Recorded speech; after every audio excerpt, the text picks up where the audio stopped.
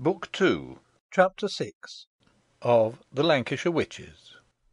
This recording is in the public domain. Reading by Andy Minter. The Lancashire Witches. A Romance of Pendle Forest.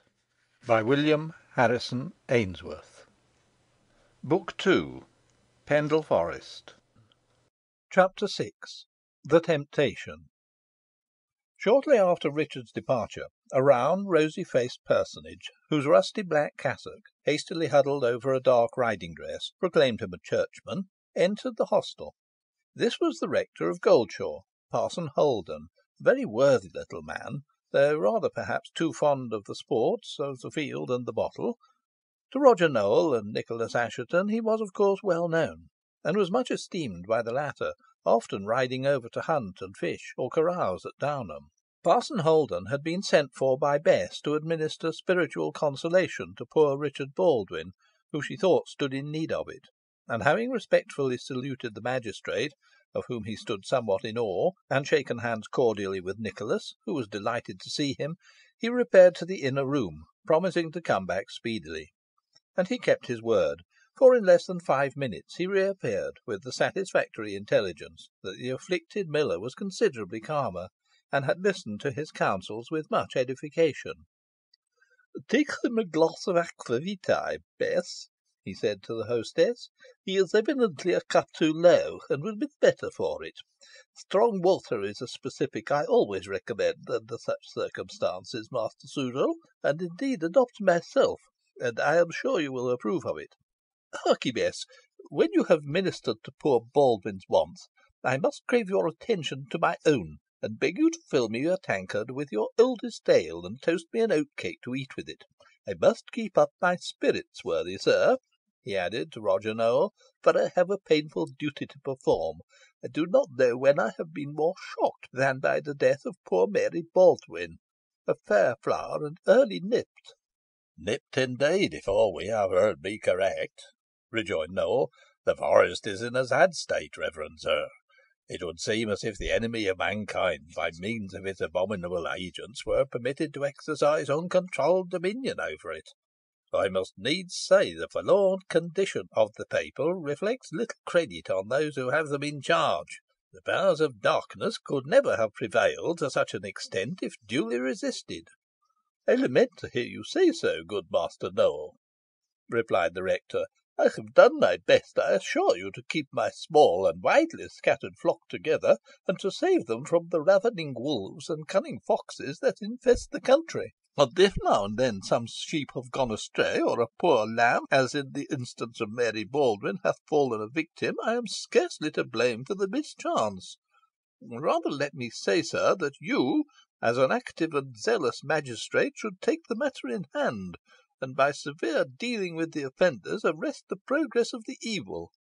No defence, spiritual or otherwise, as yet set up against them, has proved effectual." "Justly remarked, reverend sir," observed Potts, looking up from the memorandum book in which he was writing, "and I am sure your advice will not be lost upon Master Richard Nowell. As regards the persons who may be afflicted by witchcraft, hath not our sagacious monarch observed there are 3 kind of folks who may be tempted or troubled: the wicked for their horrible sins, to punish them in like measure; the godly that are sleeping in any great sins or infirmities, and weakness in faith, to waken them up the faster by such an uncouth form; and even some of the best, that their patience may be tried before the world, as Job's was tried. For why may not God use any kind of extraordinary punishment when it pleases him, as well as the ordinary rods of sickness and other adversities?" "Very true, sir," replied Holden, "and we are undergoing this severe trial now. Fortunate are they who profit by it." "Hear what is said further, sir, by the king," pursued Potts. "No man, declares that wise prince, ought to presume so far as to promise any impunity to himself. But further on he gives us courage, for he adds, and yet we ought not to be afraid for that, of anything that the devil and his wicked instruments can do against us, for we daily fight against him in 100 other ways, and therefore, as a valiant captain affrays no more being at the combat, nor stays from his purpose for the ramishing short of a cannon, nor the small clack of a pistolet, not being certain what might light upon him.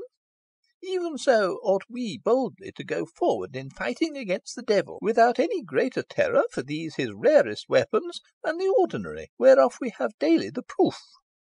"His Majesty is quite right," observed Holden, "and I am glad to hear his convincing words so judiciously cited. I myself have no fear of these wicked instruments of Satan." "In what manner, may I ask, have you proved your courage, sir?" inquired Roger Nowell. "Have you preached against them, and denounced their wickedness, menacing them with the thunders of the church?" "I cannot say I have," replied Holden, rather abashed, "but I shall henceforth adopt a very different course. Ah, here comes the ale," he added, taking the foaming tankard from Bess. "This is the best cordial wherewith to sustain one's courage in these trying times." "Some remedy must be found for this intolerable grievance," observed Roger Nowell, after a few moments' reflection. "Till this morning I was not aware of the extent of the evil, but supposed that the two malignant hags, who seem to reign supreme here, confined their operations to blighting corn, maiming cattle, turning milk sour, and even these reports I fancied were greatly exaggerated, and now I find, from what I have seen at Zabden and elsewhere, that they fall very far short of the reality." "It would be difficult to increase the darkness of the picture," said the chirurgeon; "but what remedy will you apply?" "The cautery, sir," replied Potts; "the actual cautery. We will burn out this plague spot. The two old hags and their noxious brood shall be brought to the stake. That will effect a radical cure." "It may when it's accomplished, but I fear it will be long ere that happens," replied the chirurgeon, shaking his head doubtfully. "Are you acquainted with Mother Demdike's history, sir?" he added to Potts. "In part," replied the attorney; "but I shall be glad to hear any thing you may have to bring forward on the subject." "The peculiarity in her case," observed Sudall, "and the circumstance distinguishing her dark and dread career from that of all other witches, is that it has been shaped out by destiny. When an infant, a malediction was pronounced upon her head by the unfortunate Abbot Paslew. She is also the offspring of a man reported to have bartered his soul to the enemy of mankind, while her mother was a witch. Both parents perished lamentably about the time of Paslew's execution at Whalley." "It is a pity their miserable infant did not perish with them," observed Holden. "How much crime and misery would have been spared!" "It was otherwise ordained," replied Sudall. "Bereft of her parents in this way, the infant was taken charge of and reared by Dame Croft, the miller's wife of Whalley; but even in those early days she exhibited such a malicious and vindictive disposition, and became so unmanageable, that the good dame was glad to get rid of her, and sent her into the forest, where she found a home at Rough Lee, then occupied by Miles Nutter, the grandfather of the late Richard Nutter." "Aha!" exclaimed Potts. "Was Mother Demdike so early connected with that family? I must make a note of that circumstance." "She remained at Rough Lee for some years," returned Sudall, "and though acquainted of an ill disposition, there was nothing to be alleged against her at the time, though afterwards it was said that some mishaps that befell the neighbours were owing to her agency, and that she was always attended by a familiar in the form of a rat or mole. Whether this were so or not I cannot say, but it is certain that she helped Miles Nutter to get rid of his wife, and procured him a second spouse, in return for which services he bestowed upon her an old ruined tower on his domains." "You mean Malkin Tower?" said Nicholas. "Ay, Malkin Tower," replied the chirurgeon. "There is a legend connected with that structure, which I will relate to you anon, if you desire it. But to proceed. Scarcely had Bess Demdike taken up her abode in this lone tower, than it began to be rumoured that she was a witch, and attended sabbaths on the summit of Pendle Hill and on Rimington Moor. Few would consort with her, and ill luck invariably attended those with whom she quarrelled. though of hideous and forbidding aspect, and with one eye lower set than t'other, she had subtlety enough to induce a young man named Southerners to marry her, and two children, a son and daughter, were the fruit of the union." "The daughter I have seen at Whalley," observed Potts, "but I have never encountered the son." "Christopher Demdike still lives, I believe," replied the chirurgeon, "though what has become of him I know not, for he has quitted these parts. He is as ill reputed as his mother, and has the same strange and fearful look about the eyes." "I shall recognise him if I see him," observed Potts. "You are scarcely likely to meet him," returned Sudall, "for, as I have said, he has left the forest. But to return to my story. The married state was little suitable to Bess Demdike, and in 5 years she contrived to free herself from her husband's restraint, and ruled alone in the Tower. Her malignant influence now began to be felt throughout the whole district, and by dint of menaces and positive acts of mischief, she extorted all she required. Whosoever refused her request speedily experienced her resentment.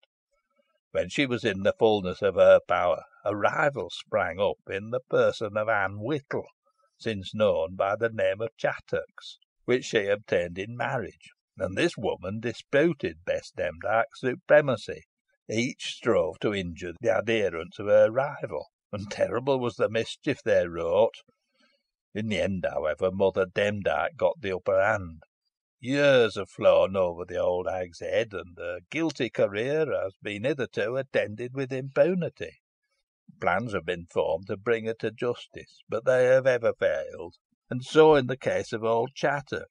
Her career has been as baneful and as successful as that of Mother Demdike." "But their course is well nigh run," said Potts, "and the time is come for the extirpation of the old serpents." "Who is that at the window?" cried Sudall. "But that you were sitting near me, I should declare you were looking in at us." "It must be Master Potts's brother, the reeve of the forest," observed Nicholas, with a laugh. "Heed him not," cried the attorney, angrily, "but let us have the promised legend of Malkin Tower." "Willingly," replied the chirurgeon; "but before I begin, I must recruit myself with a can of ale." The flagon being set before him, Sudall commenced his story. THE LEGEND OF MALKIN TOWER. On the brow of a high hill, forming part of the range of Pendle, and commanding an extensive view over the forest and the wild and mountainous region around it, stands a stern solitary tower, old as the Anglo Saxons, and built as a stronghold by Wulstan, a Northumbrian thane, in the time of Edmund or Edred. It is circular in form, and very lofty, and serves as a landmark to the country round. Placed high up in the building, the door was formerly reached by a steep flight of stone steps, but these were removed some 50 or 60 years ago by Mother Demdike, and a ladder, capable of being raised or let down at pleasure, substituted for them, affording the only apparent means of entrance. The tower is otherwise inaccessible, the walls being of immense thickness, with no windows lower than 25 feet from the ground, though it is thought there must be a secret outlet, for the old witch, when she wants to come forth, does not wait for the ladder to be let down. But that may be otherwise explained. Internally there are 3 floors, the lowest being placed on a level with the door, and this is the apartment chiefly occupied by the hag. In the centre of this room is a trap door, opening upon a deep vault, which forms the basement story of the structure, and which was once used as a dungeon, but is now tenanted, it is said, by a fiend, who can be summoned by the witch on stamping her foot. Round the room runs a gallery, contrived in the thickness of the wall, while the upper chambers are gained by a secret staircase, and closed by movable stones, the machinery of which is only known to the inmate of the tower. All the rooms are lighted by narrow loopholes. Thus you will see that the fortress is still capable of sustaining a siege, and old Demdike has been heard to declare that she would hold it for a month against 100 men. Hitherto it has proved impregnable. On the Norman invasion, Malkin Tower was held by Ughtred, the descendant of Wulstan, who kept possession of Pendle Forest and the hills around it, and successfully resisted the aggressions of the conquerors. His enemies affirmed he was assisted by a demon, whom he had propitiated by some fearful sacrifice made in the tower, and the notion seemed borne out by the success uniformly attending his conflicts. Ughtred's prowess was stained by cruelty and rapine, merciless in the treatment of his captives, putting them to death by horrible tortures, or immuring them in the dark and noisome dungeon of his tower. He would hold his revels over their heads, and deride their groans. Heaps of treasure obtained by pillage were secured by him in this tower. From his frequent acts of treachery, and the many foul murders he perpetrated, Ughtred was styled the scourge of the Normans. For a long period he enjoyed complete immunity from punishment, but after the siege of York and the defeat of the insurgents, his destruction was vowed by Ilbert de Lacy, Lord of Blackburnshire, and this fierce chieftain set fire to part of the forest in which the Saxon Thane and his followers were concealed, drove them to Malkin Tower, took it after an obstinate and prolonged defence, and considerable loss to himself, and put them all to the sword, except the leader, whom he hanged from the top of his own fortress. In the dungeon were found many carcases, and the greater part of Ughtred's treasure served to enrich the victor. Once again, in the reign of Henry VI., Malkin Tower became a robber's stronghold, and gave protection to a freebooter named Blackburn, who, with a band of daring and desperate marauders, took advantage of the troubled state of the country, ravaged it far and wide, and committed unheard of atrocities, even levying contributions on the abbeys of Whalley and Salley, and the heads of these religious establishments were glad to make terms with him to save their herds and stores, the rather that all attempts to dislodge him from his mountain fastness and destroy his band had failed. Blackburn seemed to enjoy the same kind of protection as Ughtred, and practised the same atrocities, torturing and imprisoning his captives unless they were heavily ransomed.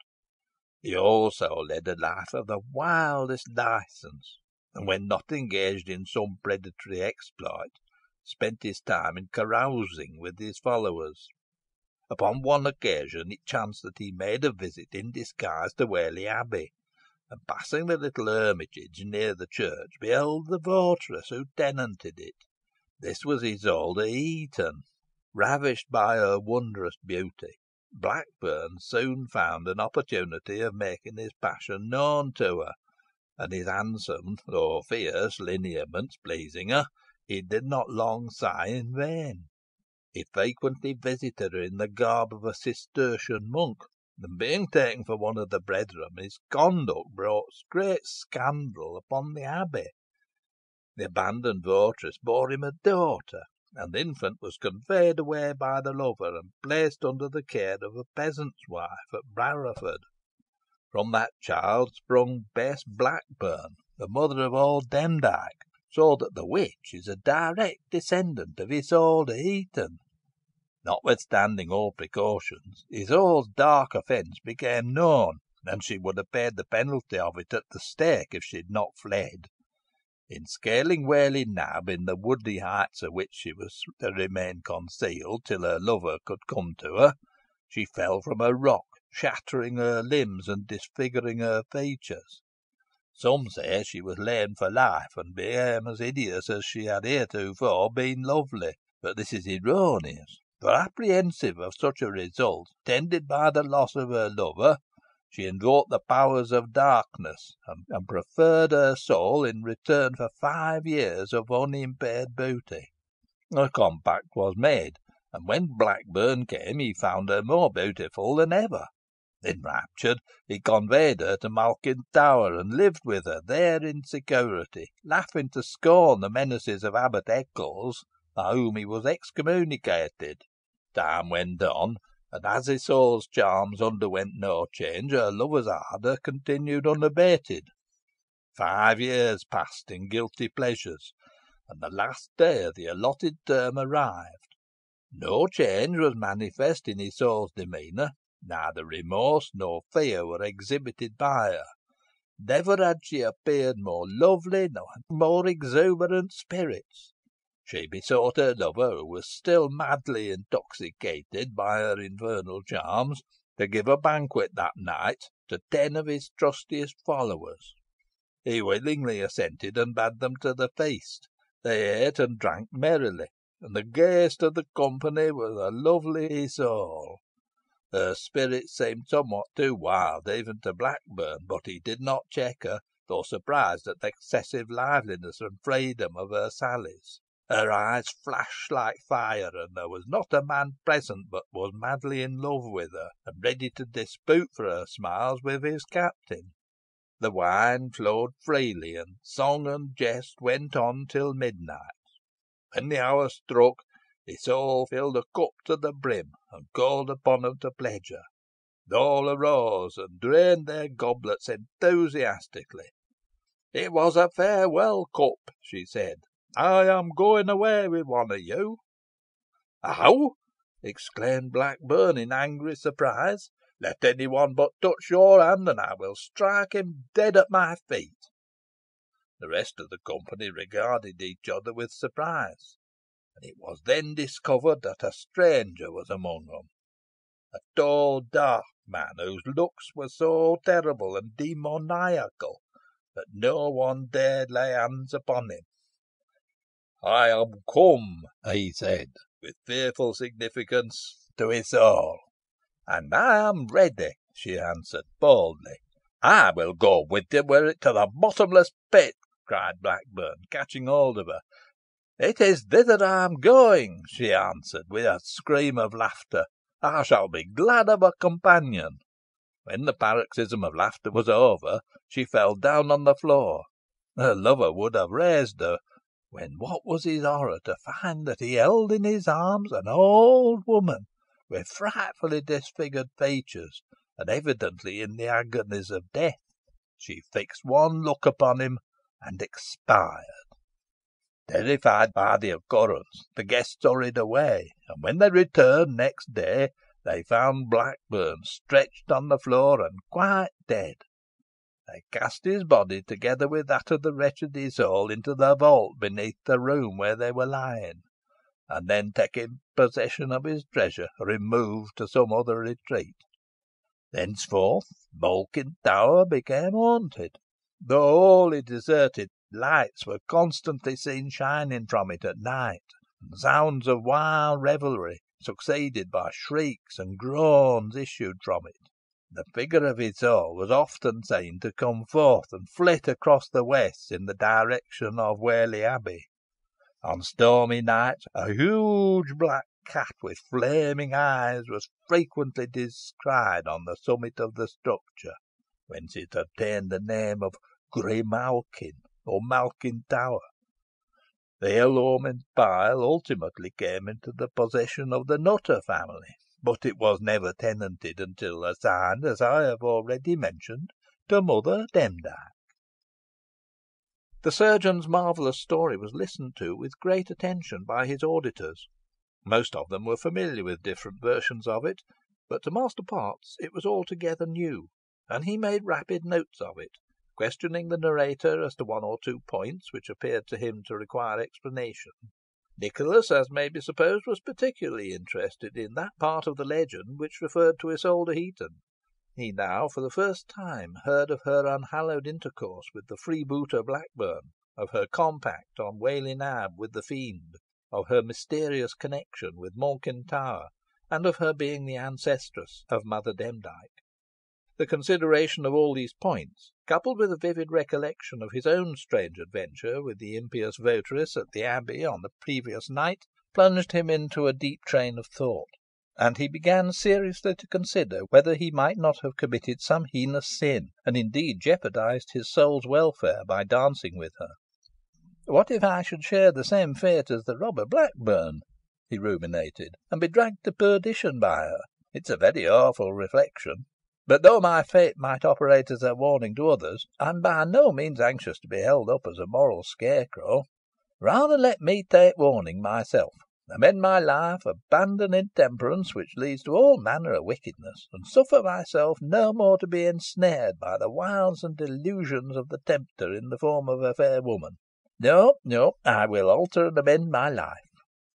I regret to say, however, that these praiseworthy resolutions were but transient, and that the squire, quite forgetting that the work of reform, if intended to be really accomplished, ought to commence at once, and by no means be postponed till the morrow, yielded to the seductions of a fresh bottle of sack, which was presented to him at the moment by Bess, and in taking it could not help squeezing the hand of the bouncing hostess, and gazing at her more tenderly than became a married man.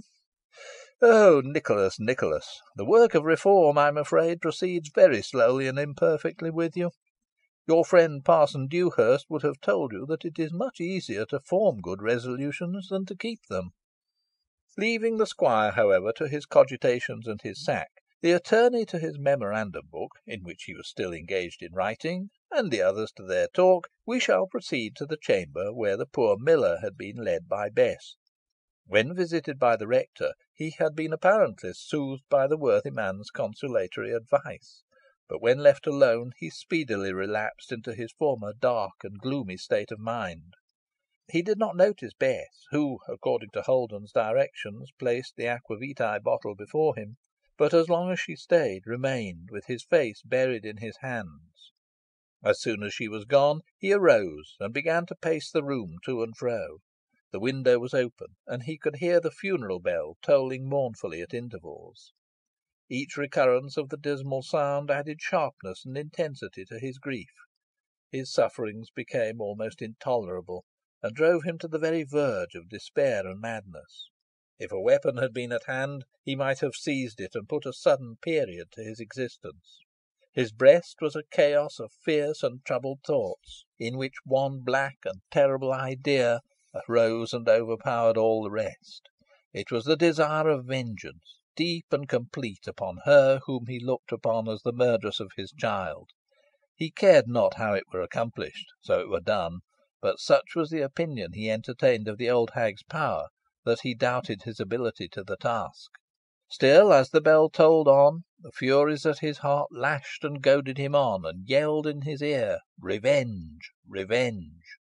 Now, indeed, he was crazed with grief and rage. He tore off handfuls of hair, plunged his nails deeply into his breast, and committed these and other wild excesses. With frantic imprecations, he called down heaven's judgment on his own head. He was in that lost and helpless state when the enemy of mankind has power over man. Nor was the opportunity neglected, for when the wretched Baldwin, who, exhausted by the violence of his emotions, had leaned for a moment against the wall, he perceived, to his surprise, that there was a man in the room, a small personage, attired in rusty black, whom he thought had been one of the party in the adjoining chamber. There was an expression of mockery about this person's countenance which did not please the miller, and he asked him sternly what he wanted. "Leave off grinning, mon, or I may be tempted to take you by the throttle, and make you laugh on the wrong side of your mouth." "No, you will not, Richard Baldwin, when you know my errand," replied the man. "You are thirsting for vengeance upon Mother Demdike. You shall have it." "Ay, ay, you promised me vengeance afore," cried the miller. "Vengeance by the law. But I mun wait long for it.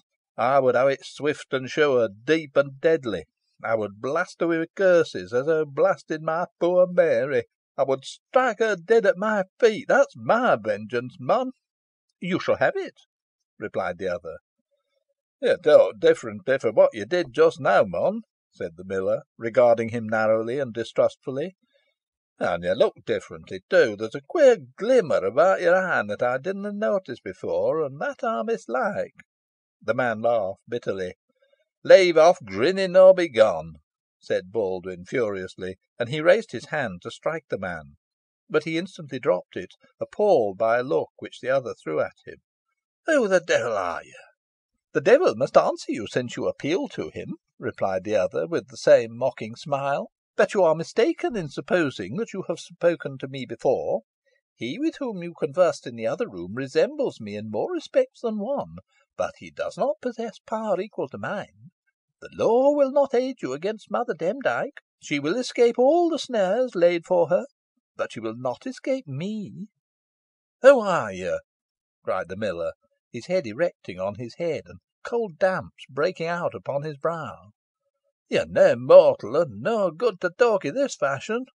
"Heed not who and what I am," replied the other. "I am known here as a reeve of the forest, that is enough. Would you have vengeance on the murderess of your child?" "Yea," replied Baldwin. "And you are willing to pay for it at the price of your soul?" demanded the other, advancing towards him. Baldwin reeled. He saw at once the fearful peril in which he was placed, and averted his gaze from the scorching glance of the reeve. At this moment the door was tried without, and the voice of Bess was heard, saying, "Who ha' you got wi' you, Richard? And why ha' you fastened the door?" "Your answer?" demanded the reeve. "I canna give it now," replied the miller. "Come in, Bess, come in." "I canna," she replied. "Open t' door, man." "Your answer, I say," said the reeve.